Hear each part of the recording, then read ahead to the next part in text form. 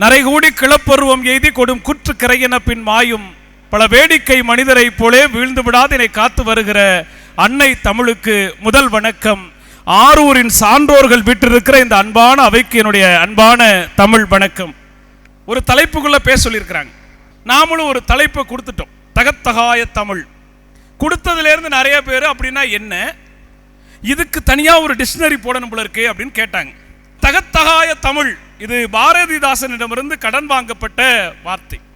பொதுவாக பிள்ளைகள்கிட்ட பேசும்போது நான் கேட்பேன், தமிழ்னா என்னப்பா அப்படிமே, தமிழ்னா மொழி அப்படிம்பாங்க. இப்போ மொழின்னா என்னப்பான்னு கேட்பேன். அவங்க கொஞ்சம் யோசனைக்கு அப்புறம் நான் பேசுறது நீங்க புரிஞ்சுக்கிறதுக்கும் நீங்க பேசுறது நான் புரிஞ்சுக்கிறதுக்குமான ஒரு தகவல் தொடர்பு கருவி அப்படிம்பாங்க, ஒரு கம்யூனிகேட்டிங் டூல். நான் உடனே எங்கள் பிள்ளைகள்கிட்ட கேட்பேன், அப்போ தமிழ் வெறும் கம்யூனிகேட்டிங் டூல் மட்டும்தானா அப்படின்னா ஒரு மௌனம் வந்துடும். நீங்கள் பார்க்குற மாதிரி தான் எங்கள் பிள்ளைகளே என்னை பார்ப்பாங்க, கேள்வியாக கேட்குறாரேன். இந்த கேள்விகள் தானே நல்ல விடையை கொண்டு வரும்.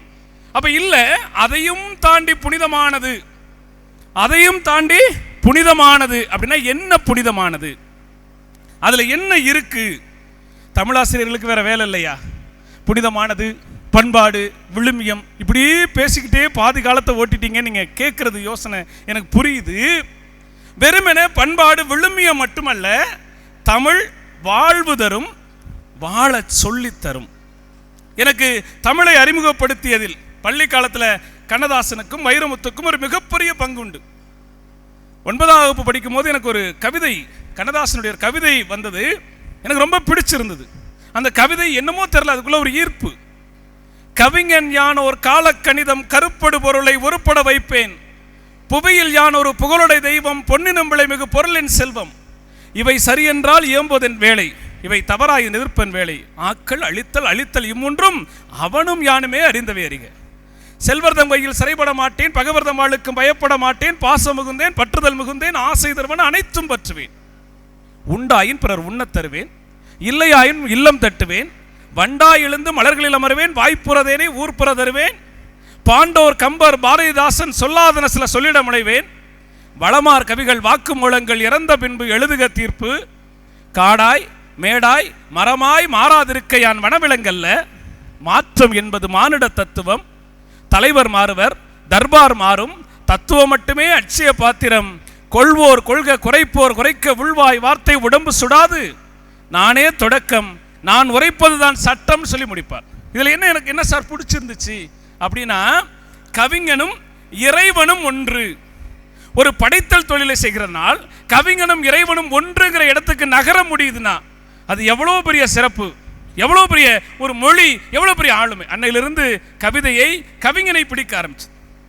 ரைட், வைரமுத்து வேற வகையில் காதலை சொல்லி தந்தார், காதல் வாயிலாக தமிழ் காதலை சொல்லி தந்தார். அப்படியே நகர்ந்துட்டே இருந்த வாழ்க்கையில் வாழ்க்கை பற்றின ஒரு யோசனை, வாழ்க்கையில் இன்பமும் துன்பமும் கலந்தே இருக்குது. நான் ஐயா எஸ்ராயா கூட பேசிகிட்டு இருக்கும்போது அதான் பேசிகிட்டு இருந்தாங்க, ரொம்ப பிடிச்சிருந்துச்சு அந்த ஒரு 10 நிமிட உரையாடல். இந்த வாழ்க்கைங்கிறது இன்பமும் துன்பமும் நிறைந்தது. இதில் இன்பத்தை எப்படி நுகர்றது, துன்பத்தை எப்படி மறக்கிறது, கொஞ்சம் குழப்பமாகவே இருந்துச்சு. 2000 ஆண்டுகளுக்கு முந்தி சங்க இலக்கியத்தில் பக்குடுக்கை நன்கணியார்னு ஒரு புலவர், பக்குடுக்கை நன்கணியார்னு ஒரு புலவர் எழுதுறாரு, ரொம்ப அழகான பாட்டு. ஓரில் நெய்தல் கரங்க ஓரில் ஈர்ந்தன் முளவின் பாணி ததும்ப, புணர்ந்தோர் பூவணி அணிய பிரிந்தோர் பைதல் உண்கண் பணிவார்பு உரைப்ப, படைத்தோன் மன்ற பண்பிலாளன், இன்னாதம்மை இவ்வுலகம் இனிய காண்ப அதன் இயல்புணர்ந்தோரே. என்னது இப்படி பாட்டெல்லாம் நடத்துனீங்கன்னா நீங்கள் தமிழ் வாத்தியா இருக்கிறத கன்ஃபார்ம் பண்ணிடுறீங்க ஐயா. ஒன்றும் இல்லை, ஒரு தெருவில் ஒரு வீட்டில் ஒருத்தர் இறந்து போயிட்டார், அதே தெருவில் இன்னொரு வீட்டில் ஒருத்தருக்கு திருமணம் ஆகிருக்குது. இந்த இறந்தவங்க வீட்டில் இருக்கிறவங்க எல்லாரும் அழுகுறாங்க, திருமணமானவங்க வீட்டில் இருக்கிற எல்லாரும் மகிழ்ச்சியாக இருக்காங்க. ஒரே நேரத்தில் இன்பத்தையும் துன்பத்தையும் தந்திருக்கிற இந்த இறைவன் பண்பில்லாதவன், நான் சொல்லலை புறநானூறு சொல், இறைவன் பண்பில்லாதவன், இந்த வாழ்க்கையும் துன்பமயமானது, இன்னாதம்ம உலகம்.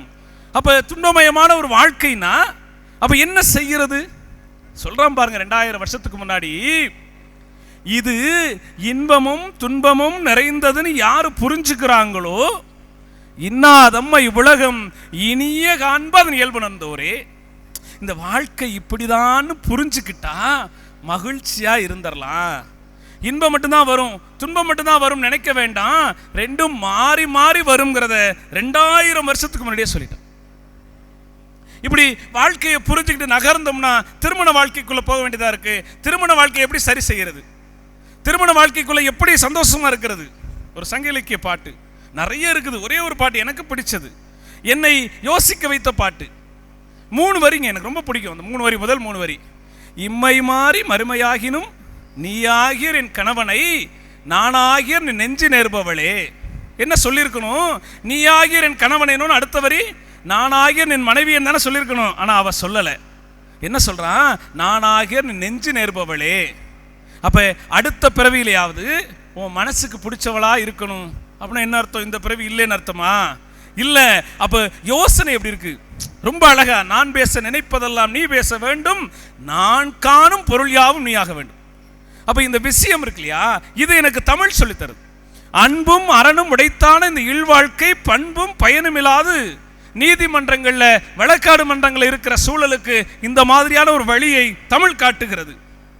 இப்போ ஒரு கேள்வி வரலாம், சார் இதெல்லாம் இப்ப தேவையா சார், இதெல்லாம் இப்ப சொல்லியே ஆகணுமா சார்? இங்க என்ன ஆயிட்டு, தமிழ் அந்த மொழி சார்ந்த அரசியல் மயப்படுத்தப்பட்டு சில அரசியல்வாதிகளுக்குள்ளாக போனதுனால எனக்கு இந்த அரசியல்வாதியை பிடிக்காதப்போ இந்த சித்தாந்தத்தை பிடிக்காம போயிடுச்சு. இப்ப தமிழ் பத்தி பேசுறியா, இனி இந்த கட்சியை சேர்ந்தவன், இந்த அமைப்பை சேர்ந்தவன் சொல்லிட்டு அரசியல்வாதியை பிடிக்காம போனா பரவாயில்ல, மொழி சார்ந்த விஷயங்களை பிடிக்காம போகிற ஒரு தலைமுறை இருக்கிறது. அந்த தலைமுறைக்கு இதை கடத்த வேண்டிய அவசியம் இருக்கிறது. ஒரு தமிழாசிரியராக, ஒரு தமிழ் வளர்த்த பிள்ளையாக நிறைய செய்திகளை சொல்லிக்கொண்டே போகலாம். திருக்குறள் வள்ளுவன் தன்னை உலகினுக்கே தந்து வான்புகள் கொண்ட தமிழ்நாடுன்னு சொல்றால் அந்த குறள் எனக்கு ரொம்ப பிடிச்ச ஒரு திருக்குறள். எனக்கு என் மனசுக்குள்ளாக ஒரு பாதிப்பை, ஒரு பாடத்தை ஏற்படுத்திய ஒரு திருக்குறள். ஒரு துன்பம் வருது, திருப்பி நம்ம அங்கே தான் இருக்கோம், அந்த இடத்துக்குள்ளேயே நகர்றோம். ஒரு துன்பம் வருது, வருத்தமா இருக்கு. அப்ப துன்பம் வந்தா வருத்தம் தானே வரும், ரைட்டு தானே? அப்ப வருத்தம் வந்தா போய் திருவள்ளுவர்கிட்ட கேட்கிறப்ப என்ன சொல்றாரு? துன்பம் வந்தா நல்லதுங்கிறார். துன்பம் வந்தா நல்லதுங்கிறார். என்னையா துன்பம் எப்படி நல்லதா இருக்க முடியும்னு கேட்டா, எனக்கு ஒரு சூழலே நடந்துச்சு. ஒரு தனியார் கல்லூரியில் வேலை பார்த்தேன். வேலை பார்க்குறப்ப ஒரு சின்ன விபத்து, கை உடைஞ்சிடுச்சு. வீட்டில் உட்காந்துருந்தேன், யோசனை, பல்வேறு யோசனை. அப்போ ஒரு நாள் என்ன ஆயிடுச்சுன்னு கேட்டிங்கன்னா, அந்த நாம் யாருக்கும் எந்த கெடுதலும் செய்யலையே, நமக்கு ஏன் கை உடைஞ்சது, நமக்கு ஏன் துன்பம் வந்தது அப்படி யோசனை பண்ணுறப்ப திருவள்ளுவர் சொல்கிறார், நல்லா யோசிச்சு பாரு, உனக்கு இந்த கை உடைஞ்சப்ப சிலர் வருத்தப்பட்டிருப்பான், ரொம்ப சிலர் சந்தோஷப்பட்டிருப்பான். கொஞ்சம் யோசிச்சு பார்த்தீங்கன்னா கண்டுபிடிச்சிடலாம். என்ன சொல்றார்? ஆமா, உண்மையாலுமே எங்க காலேஜில் 2 பேரும் ஸ்வீட் வாங்கி கொடுத்தாங்க. ஐயா, எனக்கு கை உடைஞ்சிடுச்சு, நான் 1 வாரமா கல்லூரிக்கு வரமாட்டேன்னு 2 பேரும் ஸ்வீட் வாங்கி கொடுத்தாங்க. அப்ப இதை எப்படி புரிஞ்சுக்கிறது? கேட்டிலும் உண்டோர் உறுதி கிளைஞரை நீட்டி அளக்கும் கோல். உனக்கு ஒரு துன்பம் வந்துடுச்சுன்னா அந்த துன்பம் உனக்கு யார் உற்றார், யார் உறவினர், இதை தெரிஞ்சுக்கிறதுக்கான ஒரு அளவுகோலா இருக்கும்னு உலக இலக்கியங்கள் சொல்லிராத ஒன்றை தமிழ் சொல்லி இருக்கிறது. அதனால்தான் தகத்தகாய தமிழ் அப்படின்னு நாங்க அதை சொல்ல வந்திருக்கிறோம். இப்படி நிறைய செய்திகளை சொல்லிக்கொண்டே போகலாம். எனக்கு வள்ளுவரை விட ஔவையாரை ரொம்ப பிடிக்கும். ஔவையாரை ரொம்ப பிடிக்கும். ரொம்ப சுருக்கமாக சில செய்திகளை சொல்லி இருக்கிறார்கள். ஔவையார் சொல்வார், மருந்தே இல்லாம வாழ முடியுமா? முடியும். ரொம்ப அழகா சொல்றார், மருந்தன வேண்டாவாம் யாக்கைக்கு அருந்தியது அற்றது போற்றி புனின். ஆனா ஔவையார் 2 வார்த்தையில சொல்லிட்டாங்க, பசித்து புசி. அப்ப ஔவையார் 2 வார்த்தையில சொல்லிட்டாங்க. இப்ப இதை எப்படி புரிஞ்சுக்கிறது? அப்ப இந்த ஔவையார் என்ன சொல்றாங்க? நமக்குள்ள ஒரு பெரிய பஞ்சாயத்து இருந்துட்டே இருக்கும். யார் பெரியவங்க? நமக்குள்ள நான் பெரியாள் ஒரு ஓடுதுல. இதுக்கு சரியான அடி அடிச்சது ஔவையார். சரியான அடி ஔவையார் அடிக்கிறாங்க. ஒரு பெரிய அரங்கத்துக்கு போறாங்க, அங்க நிறைய புலவர்கள் இருக்கிறாங்க. அந்த புலவர் மன்றத்தில் எல்லாரும் எந்திரிச்சு எனக்கு அது தெரியும், எனக்கு இது தெரியும் சொல்றாங்க. ஔவையார் நிப்பாட்டுங்கிறாங்க. இப்படி அந்த பாட்டை நான் ஒரு கற்பனைக்குள்ள கொண்டு போறேன். இந்த ஊர்ல இருக்கிற யாரோ ஒரு உயர்ந்த ஒரு ஸ்தபதி, ஒரு ஆர்கிடெக்ட் வர சொல்லுங்க, ஒரு தூக்குநாங்குருவி கூடு செய்ய சொல்லுங்கன்னு சொல்றாங்க. தூக்குநாங்குருவி கூடு, அந்த பறவை தன் கால்களால் அழகுகளால் மழையில வீணா போகாத, வெயில்ல வீணா போகாத ஒரு கூடு கட்டுது. முடியாது. சரி, தூக்குநாங்குருவி கூடு வேணா, ஒரு கரையாம்புத்து, ஒரு தேனடை, ஒரு சிலந்தி வலை, முடியாது. அப்புறம் என்னடா பெரிய ஆளுன்னு கேட்குறாங்க. வான்குருவியின் கூடு வல்லறக்கு தொல்கரையான் தேன் சிலம்பி யாரும் செய்ய அறியதால் யாம் பெரிதும் வல்லோமை என்று வலிமை சொல்ல வேண்டாங்கால் அவரவர்க்கு அது அப்போ நம்ம பிள்ளைகள் இது எங்கே புரிஞ்சுக்கிறது? என்னுடைய பிள்ளைகளுக்கு நான் சொல்லும் போது சொல்வேன், எல்லாருமே பொறியாளர், எல்லாருமே மருத்துவர் அப்படின்னு இல்லை. ஒவ்வொருத்தருக்குள்ளேயும் ஒரு திறமை இருக்கும், அதை கண்டுபிடிங்க. அப்போ எனக்குள்ளாக ஒரு திறமை இருக்கிறப்ப எங்கள் பேராசிரியர் ரொம்ப அழகாக சொல்லுவாங்க, நாம் பிறந்து வர்றப்ப நம்ம ஒவ்வொருத்தருக்கும் ஒரு சாவி கொடுத்துருப்பாங்க.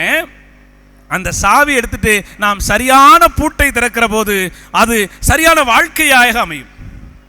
அப்போ யோசிச்சு பார்க்குறப்ப இந்த விஷயம் தெரியுது இல்லையா? இதே மாதிரி யார் பெரியவங்கிறது திருவாரூரில் ஒரு பெரிய பஞ்சாயத்து நடந்துச்சு. பிரம்மாவுக்கும் விஷ்ணுவுக்கும் யார் பெரியவங்கிற ஒரு போட்டி வருது. சிவபெருமான் விஸ்வரூபம் எடுத்து நிற்கிறார், பார்க்க முடியல. ஆனால் காலமேக புலவர் விஷ்ணுவுக்கும் திருமாலுக்கும் ஐடியா சொல்கிறார், அட போங்கடா, நீங்கள் 2 பேரும் திருவாரூர் வந்திருந்தீங்கன்னா பார்த்துருக்கலாம். திருவாரூரில் எங்கே பார்க்கலான்னு கேட்டால், பறவை நாச்சியார் விட்டு மேல் நிலப்படியாக ஒருத்தரும் கீழ் நிலப்படியாக ஒருத்தரும் இருந்திருந்தீங்கன்னா மேல்முடியையும் திருவடியையும் பார்த்துருக்கலாங்கிறாங்க. ஆனார் இளையே அயனும் திருமாலும் காணார் அடிமுடி முன் காண்பதற்கு மேனால் எந்தை பிரான் திருவாரூரில் நடந்த பறவை திருவாயில் படி. வெறும் வாசப்படி தான், சிவபெருமான் போனதுனால அது திருவாயில் படியாக மாறிவிட்டது. அப்போ எவ்வளவு செய்திகளை தமிழ் சொல்லிக் கொடுக்கிறது. இது மட்டுமா? பக்தியை எனக்கு விளங்க வைத்தது, பக்தி எது என்று புரிய வைத்தது. நமக்கு பக்தி என்ன நினைச்சிட்டு இருக்கிறோம்? வாளால் மகவறிந்து ஊட்ட வல்லே நல்லன், மாத சொன்ன சூழால் இளமை துறக்க வல்லே நல்லன், நாளாரினில் கண்ணிடந்து அப்ப வல்லே நல்லன். இப்படி இருந்தாதான் பக்தி நினைச்சிருந்தோம்ல. அதை மாத்தினது தமிழ். நட்டகல்லை சுற்றி வந்து 4 புஷ்பம் சாத்தியே முணுமுணுக்கு மந்திரங்கள் ஏதடா, நட்டகல்லும் பேசுமோ நாதன் உள் இருக்கையில் சுட்ட சட்டி சட்டுவம் கரிச்சுவை அறியுமோங்கிறான். ஒரு சட்டியில் ஆக்கிற அந்த கரியினுடைய சுவை அந்த சட்டிக்கு தெரியாது, சாப்பிட்றவங்களுக்கு தான் தெரியுங்கிற அந்த உணர்வு கடவுள் என்பதை புரிய வைத்தது தமிழ். அன்பு நண்பர்களே, இப்படி நிறைய செய்திகளை சொல்லிக்கொண்டே போகலாம். பாரதியின் ஒரு பாட்டு பாடப்புத்தகத்தில் பாடமாகவே வைக்க வேண்டிய ஒரு பாட்டு, எனக்கு ரொம்ப பிடிச்ச பாட்டு. அந்த பாட்டு பற்றி நான் ஒரு கட்டுரையை எழுதியிருக்கிறேன். ரொம்ப அழகான பாட்டு. சென்றது நீ மீளாது மூடரே, சென்றது நீ மீளாது மூடரே, எப்போதும் சென்றதையே சிந்தை செய்து கொன்றொழிக்கும் கவலையினும் குழியில் விழுந்து குமையாதீர், சென்றதனை குறித்தல் வேண்டா. இன்று புதிதாய் பிறந்தோம் என்று நீவர் எண்ணம் அதை தின்னமுறை நினைத்து கொண்டு தின்று விளையாடி இன்புற்று இருப்பீர். யோசிச்சு பாருங்களேன், நம்ம வாழ்க்கையில கவலைக்குள்ளாகவே சிக்கிக்கிட்டு இருக்கிறோம், அதை மாற்ற வேண்டும். இப்போ இந்த தமிழ் என்னை படிப்பாளி ஆக்கியது, படைப்பாளி ஆக்கியது. நான் ஏற்கனவே சொன்ன மாதிரி ஒரு ஐடி எலக்ட்ரீஷியன் படிச்சுட்டு ஒரு மின் பணியாளர் வேலைக்குள்ள மூழ்கி இருந்த எனக்கு கவிதை மேல இருந்த காதலால பாரதிதாசன் பல்கலைக்கழகத்தில் அஞ்சல் வழியில இளங்கலை தமிழ் படிக்கிறதுக்கான வாய்ப்பு கிடைச்சது. அந்த இளங்கலை தமிழ் படிச்சுட்டு இருக்கும்போது பெருமதிப்பிற்குரிய பேராசிரியர் தஞ்சை தனராசன் அவருடைய வீட்டுக்கு நான் வயரிங் வேலைக்காக போறேன். அப்போ வயரிங் வேலைக்காக போறப்ப அவர் என்னை பார்த்துட்டு நல்லா படிக்கிறவா அப்படின்னு சொல்லிட்டு மன்னார்குடி கல்லூரியில் முதுகலை தமிழ் மாலை நேர வகுப்புக்கு என்னை ஆற்றுப்படுத்துகிறார். மாலை நேர வகுப்புல முதுகலை தமிழ் முடிச்ச எனக்கு தஞ்சை தமிழ் பல்கலைக்கழகத்தில் பேராசிரியர் பெருந்தகை ஆரூர் ராமநாதன் ஐயாவுடைய நட்பு கிடைக்கிறது. அவரால் அவருடைய வழிகாட்டலில் முனைவர் பட்டம் பெற்ற நான் அந்த முனைவர் பட்டத்தை முடித்து பல்கலைக்கழக பேராசிரியர்களுக்கான தகுதி தேர்வு முடிச்சுட்டு திருவாரூரில் ஒரு தனியார் கல்லூரியில் ஒரு பேராசிரியராக சேர்ந்து அந்த கல்லூரியின் முதல்வராக மாறி இன்னைக்கு உங்கள் முன்னால் நிற்கிறேன். என்னுடைய ஒரு புத்தகம் முழுமை நோக்கில் தமிழர் பண்பாடு என்கிற ஒரு புத்தகம் இன்னைக்கு நூலக ஆணை பெற்று தமிழ்நாட்டில் இருக்கிற எல்லா நூலகங்களிலும் அது பாடமாக இருக்கிறது.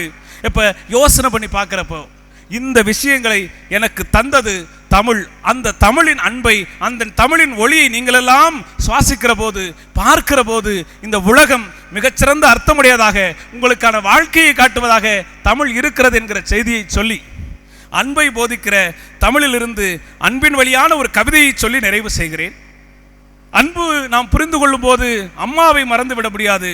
கவி பேரரசு வைரமுத்து அவருடைய அம்மா கவிதையை சொல்லி இந்த உரையை நிறைவு செய்யலாம்.